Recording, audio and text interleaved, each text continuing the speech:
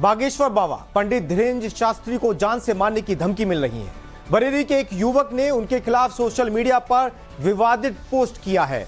Police ने इस मामले में अब तक क्या कार्रवाई की और धीरेन्द्र शास्त्री ने धमकी पर क्या कहा है, दिखाते हैं इस रिपोर्ट के जरिए।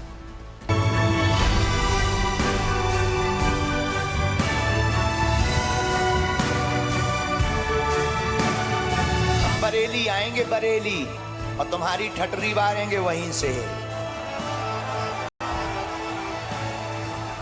जिंदा रखना और मारना तो परमात्मा का काम है, हम तो सनातन के सेवक हैं। लेकिन एक बात याद रखना माय डियर, हम मरते मर जाएंगे लेकिन सनातन की बात और हिंदू राष्ट्र की बात नहीं छोड़ेंगे। और तीसरी बात, जब मरेंगे तब तक घर घर धीरेन्द्र कृष्ण क्रांति लेकर निकल पड़ेगा।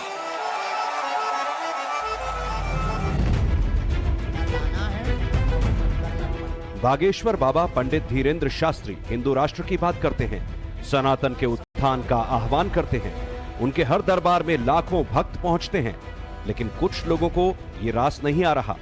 बरेली के एक मुस्लिम युवक ने सोशल मीडिया पर धीरेन्द्र शास्त्री की हत्या की धमकी दे डाली। अनस अंसारी नाम के युवक ने इंस्टाग्राम पर लिखा कि बाबा पर मौत मंडरा रही है। आरोपी युवक बरेली के हनीफगंज थाना इलाके का रहने वाला है।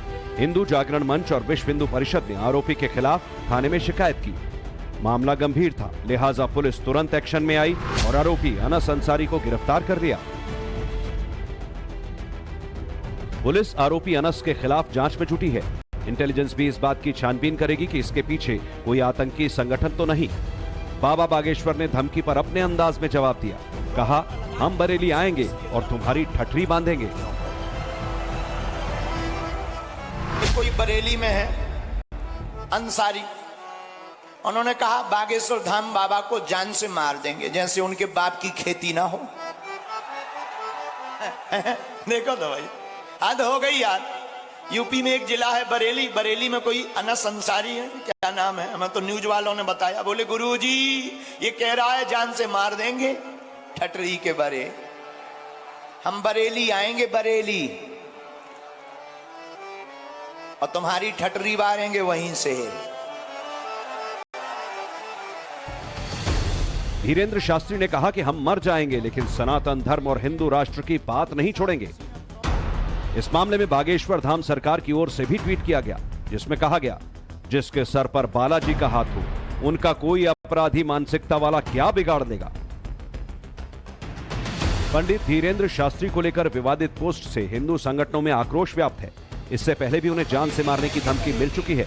सरकार ने उन्हें वाई कैटेगरी की सुरक्षा मुहैया करा रखी है। Bureau report, times now Navbharat.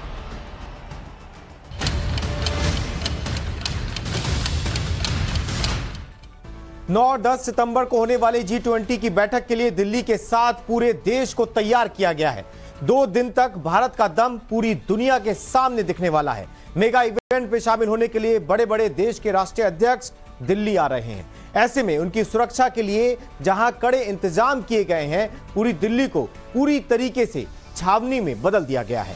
सुरक्षा के लिहाज से कोई कमी ना रहे, इसकी पूरी तैयारी की जा रही है।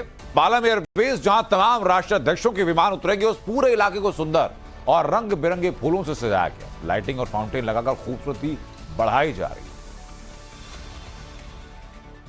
देश की राजधानी दिल्ली में G20 की समिट को लेकर हो रहे सजावट अब अपने आखिरी पड़ाव पर पहुंच चुका है और इस वक्त मैं पालम एयरबेस में मौजूद हूं। ये वही वो एयरबेस है जहां से तमाम जो राष्ट्राध्यक्ष आएंगे G20 समिट में शिरकत करने के लिए, वो इसी एयरबेस पर उतरेंगे, इसी वायुसेना स्टेशन पर उतरेंगे, जहां से वो यहां से सीधे देखिए कि जो मेन दरवाजा आप देख रहे हैं, यहीं से उनका काफिला पूरा बाहर निकलेगा। जहां वो दिल्ली में जहां जिस जगह पे उनके ठहरने की व्यवस्था की गई है, वहां वो इसी रास्ते से पहुंचेंगे। और ये तस्वीर मैं आपको पालम एयर स्टेशन के बाहर से दिखा रहा हूं कि देखिए किस तरीके से यहाँ पे जो है पूरी व्यवस्था की गई, पूरी तैयारियां की गई है, किस तरह से लाइटिंग की गई, यानी कि सुंदरता की कोई भी कसर नहीं छोड़ी गई है इस जगह को सजाने में। जहाँ अलग अलग तरीके के जो है सब पौधे लगाए गए, वही अलग अलग किस्म के फूल भी लगाए गए। देखिए ये किस तरीके से गमले के अंदर आप अलग अलग किस्म के फूल देख रहे हैं, जो यहाँ पर कहीं ना कहीं खूबसूरती में चार चांद लगाते हुए देखा जा सकता है। तैयारियां जो व्यवस्थाएं की गई है लाइटिंग को लेकर के हो या फिर फूल और पौधे को लेकर के हो, ये कहीं ना कहीं ये जरूर माना जा सकता है कि विदेश से जब अलग अलग देश के राष्ट्राध्यक्ष G20 के समिट में जब वो आएंगे तो इस तस्वीर को देख करके, इस मनमोहक दृश्य को देख करके कहीं ना कहीं देश की राजधानी दिल्ली की एक अमिट छाप उनके मन पर जरूर छपेगी और साथ ही साथ भारत की सुंदरता जो है वो कहीं ना कहीं उनके दिलो दिमाग में आजीवन चस्पा रहेगी। वीडियो जर्नलिस्ट कमलकांत के साथ प्रेरित कुमार, टाइम्स नाउ, नव भारत। G20 को लेकर रेलवे की तरफ से कुछ बदलाव किए गए हैं। G20 के मद्देनजर रेलवे यातायात को भी डाइवर्ट किया गया है। रेलवे प्रशासन ने दिल्ली के सभी रेलवे स्टेशन पर पार्सल पैकेज की बुकिंग पर 3 दिन यानी कि 8 से 10 सितंबर तक के लिए रोक लगा दी है। उसके अलावा डेली पैसेंजर ट्रेन को कैंसिल किया गया। दिल्ली रेलवे के divisional railway manager Sukhwinder Singh ने इसकी जानकारी दी। भारत G20 की अध्यक्षता करने के लिए पूरी तरह से तैयार है। रेलवे ने भी कुछ कदम उठाए हैं। इस पर ज्यादा बातचीत करने के लिए DRM दिल्ली सुखविंदर सिंह हमारे साथ मौजूद हैं। सर, जिस तरह से कुछ ट्रेनों को रद्द भी किया गया है और बताया जा रहा है कि वो गंतव्य स्थान पर ना होकर एक स्टेशन पहले ही लोगों को वहां पे उतारा जाएगा, किस तरह की तैयारी है रेलवे की तरफ से? बेसिकली 9th एंड 10th को हमें जो एडवाइजरी मिली है पुलिस डिपार्टमेंट से, उस ढंग से हम लोगों ने अपनी ट्रेन का संचालन थोड़ा सा चेंज किया है। मेनली हम लोग नई दिल्ली में अजमेरी गेट साइड हमारा ट्रैफिक काफ़ी रिस्ट्रिक्ट रहेगा, तो उस कारण हम लोगों ने कुछ उस 9th एंड 10th को हमने ट्रेन्स को कम किया है। जो कम किया है बेसिकली उसमें डेली बेसिस की जो कम्यूटेटर ट्रेन्स हैं उनको कम किया है, so that long distance trains को हमने किसी को कैंसिल नहीं किया है इस पूरे प्रोसेस में। कुछ इंटरसिटी ट्रेन्स को भी हमने कैंसिल किया है ताजो हम लोग मिनिमम पैसेंजर्स को इनकन्वीनियंस हो because of this G20 event, ऐसा हमने पूरा प्लान किया है। अगर सर दिल्ली की बात करें तो दिल्ली में कौन कौन से रेलवे स्टेशन बंद रहेंगे? क्या ओल्ड दिल्ली या नई दिल्ली के बंद रहेंगे या सफदरजंग, किस तरह की स्थिति रहेगी? क्योंकि बहुत सारे लोग होते हैं जो नई दिल्ली से बोर्ड करते हैं और आप बता रहे कि वो फंक्शनल नहीं होंगे। नहीं, नई दिल्ली, पूरी दिल्ली डिवीजन में और दिल्ली इटसेल्फ में सारे स्टेशन वर्किंग में रहेंगे एक्सेप्ट सफदरजंग। वहां पे सिर्फ बोर्डिंग एंड डी बोर्डिंग जो होगी वो मना है। ट्रेन्स वहां पे भी चलेंगी लेकिन वहां एज अ पैसेंजर्स के लिए वो स्टेशन बंद रहेगा। अगर बात करें रेलवे स्टेशन पे किस तरह की तैयारियां हैं, क्या कोई टीम तैनात की गई है, नोडल ऑफिसर्स? और खासतौर पे सर जब हम देखते हैं कि जब भीड़ आती है दूसरे स्टेट से तो कुछ लोगों को इसकी जानकारी नहीं होती है, तो क्या आप इसकी जानकारी किसी और माध्यम से भी लोगों तक पहुंचा रहे हैं? जी हाँ, हम लोग जो भी बोनाफाइड पैसेंजर्स रहेंगे जो who are likely to travel, हम उनके पास बल्क SMS के थ्रू, क्रिस के थ्रू हम लोग उनके पास इन्फॉर्मेशन पहुंचा रहे हैं। इसके अलावा हमने प्रेस रिलीज भी की है, हमने सोशल मीडिया को भी यूज किया, अपनी पूरी डिटेल्स दी है कि कौन कौन सी ट्रेन कैंसिल हो रही हैं, कौन सी डाइवर्ट हो रही हैं। और ये तो हमारा जो पूरा प्रयास है कि किसी पैसेंजर को इनकन्वीनियंस ना हो और इन्फॉर्मेशन उनके पास रहे। सेकंड जो आपका क्वेश्चन था कि हमारी हर जगह पे हमने जो मेन स्टेशन है हमारे, वहां पे हमने नोडल ऑफिसर तैनात किए हैं। उनके साथ में commercial, security, scouts and guide, इन सब की टीम रहेगी जो कि जो भी पैसेंजर्स वहां पे डी बोर्ड होंगे या उनके लिए किस रास्ते से उनको बेस्ट वे में वो अपने डेस्टिनेशन पे पहुंच सकते हैं वो उनको गाइड किया जाएगा, अनाउंसमेंट के थ्रू भी और इन पर्सन भी। कैमरा पर्सन अनिल के साथ भावना किशोर, टाइम्स।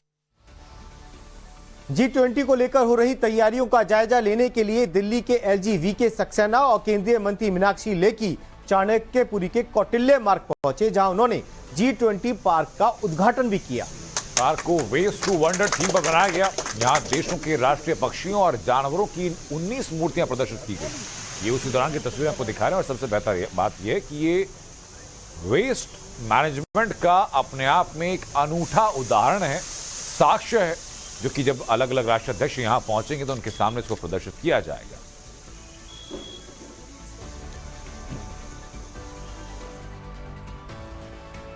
चलती बस पर हाथी ने हमला कर दिया, कई यात्रियों की जान मुश्किल में आ गई। तस्वीरें उड़ीसा के रायगढ़ के से सामने आई हैं।